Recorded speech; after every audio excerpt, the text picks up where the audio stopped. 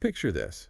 California sunshine, the Pacific Ocean breeze, and a seemingly perfect couple. Um, they were living the American dream. Dan and Betty Broderick in 1980s San Diego. Ah, the 80s. Yeah, he was a successful medical malpractice attorney, and she was like the epitome of a dedicated wife and mother. Betty had supported Dan through years of school, raising their 4 children. But this picture of blissful family life wouldn't last. No. Dan hired a young legal assistant. Her name was Linda Colcana. Right. And whispers of an affair, they started spreading. And what started as a fairy tale quickly unraveled. A bitter divorce Oh, yeah. and a shocking double homicide Oh. that captivated the nation. Really captivated the nation. It was everywhere. So today we're diving deep into the Betty Broderick case. Okay. A story that asks the question, what happens when love curdles into obsession and despair? Welcome to CrimePod Castle's Twisted Crime series. It's a story that gripped the country.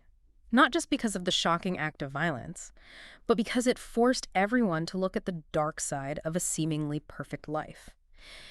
And it's easy to get caught up in the headlines, but to truly understand what drove Betty to that point, we have to go back to the beginning to understand who these people were. Okay, let's unpack this. Okay. Where do we even begin? This isn't just a simple love triangle gone wrong. Right. Betty, born in 1947, was raised in a very traditional Catholic family. Yeah.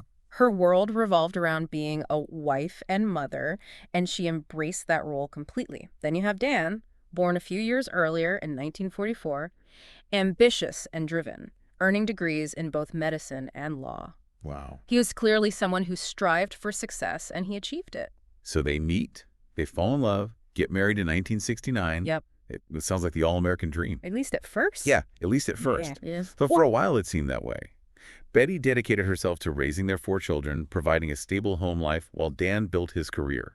They were living the high life in San Diego, enjoying all the trappings of his success. Mm-hmm. But then Linda Colcana enters the picture. Yeah. She's young, just 21, Yeah. working as Dan's legal assistant. Oh, boy. That must have been a turning point, the Yeah. moment when things started to shift. Absolutely. Betty became convinced that Dan was having an affair with Linda, and she was devastated. It wasn't just the infidelity itself, it was a shattering of the life she had built, the very foundation of her identity. Wow. Imagine devoting your life to supporting your husband's ambitions, raising his children, only to have it all crumble because of another woman. That feeling of betrayal, Yes. the loss of everything you've worked for, it's unimaginable. And Dan, did he ever admit to the affair? Initially, he denied it. But in 1985, he filed for divorce, confirming Betty's suspicions and setting off a chain of events that would forever alter their lives. What followed was a brutal, drawn-out divorce battle. Betty felt betrayed, manipulated, and abandoned. So this is where it gets really interesting. Yeah. It wasn't just a simple divorce. No. It became this public spectacle. A war of attrition. Yeah, a war of attrition. It really was. So Betty accused Dan of using his legal expertise and financial resources to control the proceedings. Right. She lost custody of their children, Oh. which is devastating for any mother. Of course, yeah. She also claimed that he was financially manipulating her, leaving her struggling while he enjoyed a comfortable lifestyle. Right, right. So you have this woman who feels like she's lost everything: her husband, her children, her financial security, and her sense of self. And that sense of injustice fueled her anger. We start to see her acting out, desperate to be heard. Right? She left angry messages on Dan's answering machine, even drove her car into his front door. Wow. It's a clear sign of someone spiraling out of control, someone who feels utterly powerless. That's a powerful image. The car crashing into the house, it speaks volumes about the rage and desperation she must have been feeling. And that rage only intensified in 1989 when Dan married Linda. It was the ultimate betrayal, the final confirmation of all her fears. For Betty, it was the end of their shared life and the beginning of something much darker. Oh my goodness. Yeah. Okay, well this is Yeah. heavy stuff. It is. So we're going to take a quick break and we'll be right back with more on the Betty Broderick case. All right, sounds good. You can almost feel the tension building, the sense that something terrible is about to happen. And then in the early morning hours of November 5th, 1989, Betty took things to a terrifying extreme. This is the moment that goes down in history, right? Yeah. The act that defines this entire case. Armed with a gun, Betty entered Dan and Linda's home, walked into their bedroom, and fired 5 shots. Oh my. Linda was killed instantly, and Dan, though mortally wounded, managed to reach the phone and call 911. Can you imagine the sheer terror of those final moments? It's chilling. It's a chilling scene, the kind that stays with you long after you hear about it. And what about Betty? What happened after the shootings? She fled the scene, but later called one of her daughters and confessed to the killings. On the surface, it seemed like an open and shut case of premeditated murder, fueled by years of resentment and rage. But as with any story, there are always layers, different perspectives to consider. I'm guessing things weren't that simple. You're right. While the prosecution presented a strong case for premeditation, pointing to the fact that she brought a loaded gun to their home, Betty's defense team painted a different picture. Okay, what was their argument? How did they try to explain such a violent act? They argued that Betty was a victim driven to the brink. Okay. They highlighted her years of dedication to Dan, how she had sacrificed her own ambitions to support his Dia. They argued that she had been emotionally and financially abused, pushed to a point of utter desperation. So they were essentially saying that this wasn't cold-blooded murder, but a tragic act of a woman who had snapped under immense pressure. Exactly. They wanted the jury to see her not as a killer, but as a woman wronged a woman who had finally reached her breaking point. That's a powerful narrative. Did it resonate with the jury? The first trial in 1990 actually resulted in a hung jury. It shows just how polarizing this case was, how people struggled to reconcile the woman Betty once was with the woman who committed such a violent act. It's almost like there were two Bettys. The dedicated wife and mother, and then this woman consumed by rage and despair. That duality is what makes this case so fascinating, so tragic. It forces us to ask, how well do we really know the people in our lives?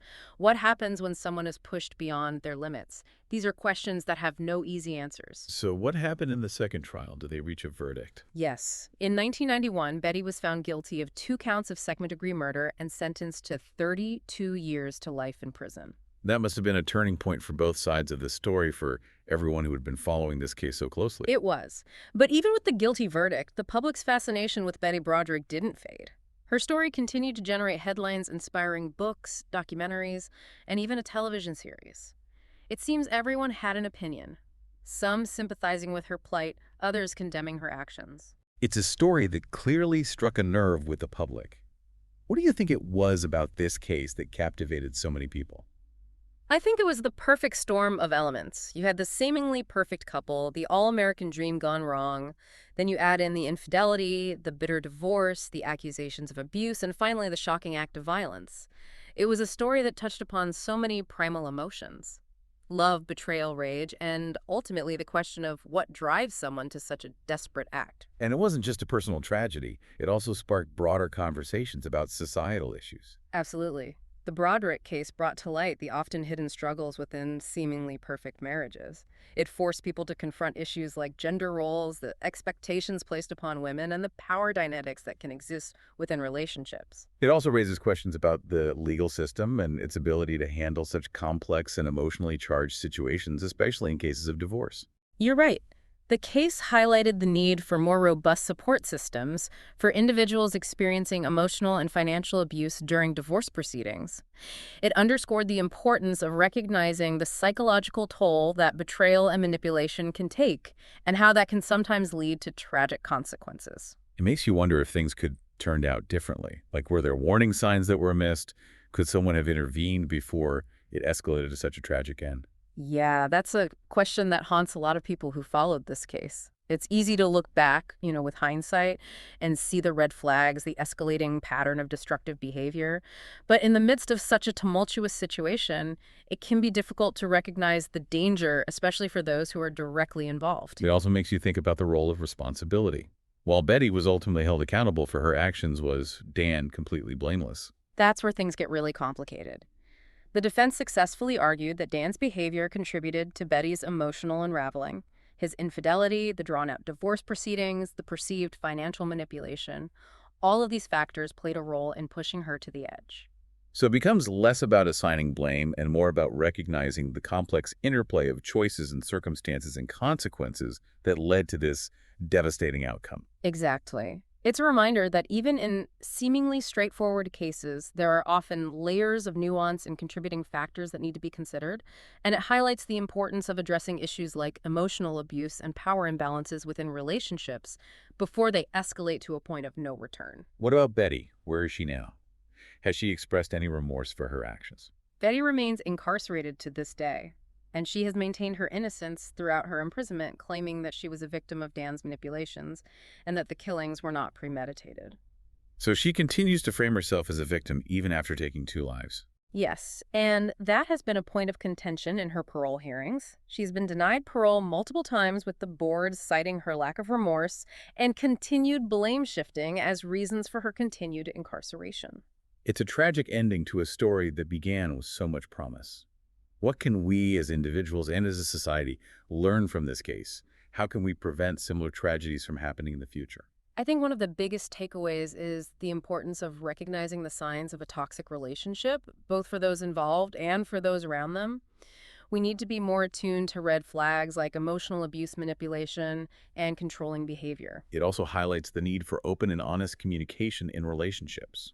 Sweeping problems under the rug or maintaining a facade of happiness only allows resentment and bitterness to fester. Absolutely. And when things do go wrong, it's crucial to seek help.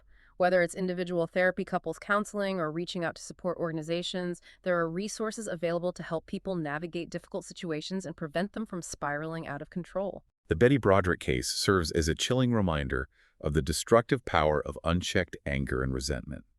It's a story that continues to fascinate and horrify, forcing us to confront the dark side of human nature and the devastating consequences that can result when love turns into obsession and despair. It's a case that will likely continue to be debated and analyzed for years to come. But more importantly, it's a story that holds valuable lessons about the importance of communication, empathy, and accountability in relationships. Thank you for joining us for this deep dive into the Betty Broderick case. It's a story that continues to raise important questions about love, betrayal, and the complexities of the human heart. And as always, we encourage you to continue the conversation. Share your thoughts and insights on our social media platforms. We're always eager to hear from you. Don't forget to follow and subscribe to CrimePod Castle and our YouTube channel for more captivating deep dives into the world of true crime. Until next time, stay curious, stay safe, and as always, stay vigilant.